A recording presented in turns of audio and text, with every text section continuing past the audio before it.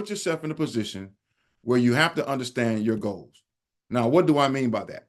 Ladies and gentlemen, you have a few types of goals, three types of goals that we were taught in the Thinking into Results program. Very high octane business program for business minded people. That was the program that showed us how to take our yearly piece into a monthly piece. The first goal you have is an A-type goal. A-type goals require no commitment, no implementation, because there's something you already did. So if you bought your favorite vehicle and it's a Lexus, and then you want to go buy another Lexus, it's easy. It's an A-type goal. You already know how to do that. Okay. So the next type goal is a B-type goal. That is the goals that you think you can do. I think I can do it. I understand it. I read a few books. I may not have necessarily done it yet, but I think I can do it with my skill set and expertise of where I am right now. And that's a good thing.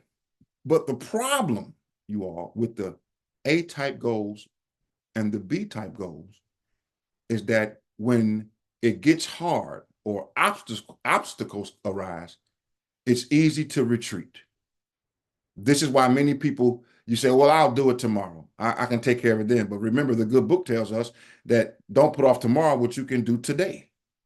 So what does that mean? That means we've got to develop a muscle for C-type goals. But understand this, please write this down. C-type goals are those goals that are designed to stretch you. They're designed to make you grow. I'm going to be the first to tell you, when my success advisor in that institute, Proctor Gallagher, told me that they asked me one day, what is your goal? I said, at the time, it was 20K. They said, that's too low. I'm talking about they written me a new one. They said, with the skill sets you have, with the ability you have, with the mindset you have, with the experience you have, you're lowballing yourself. You're playing too low. If that's the case, why are you even here? They told me to immediately think 10X. At the time, I didn't realize that they were putting me through an exercise, but I had to feel that type of way. I felt some type of way, I'm going to tell you. But when I looked around the room, everybody was like, yep, we went through that. Bob, they serious. We went through the same thing. So I immediately said, okay, now I'm starting to get it. That C goal, write this down, you all. Any goal that does not make you uncomfortable is not big enough.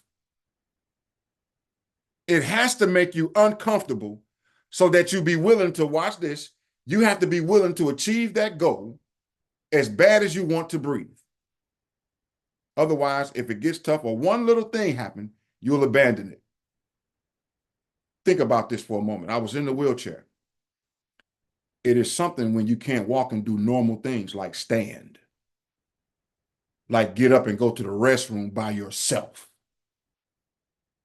So that's a different type of motivation for a C-type goal. My motivation was to walk in our newly built house.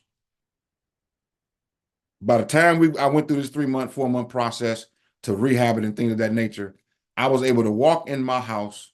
I took about 12 steps. I had a walker at the time, a 4-walker. I got out the wheelchair, but I still walked in my house.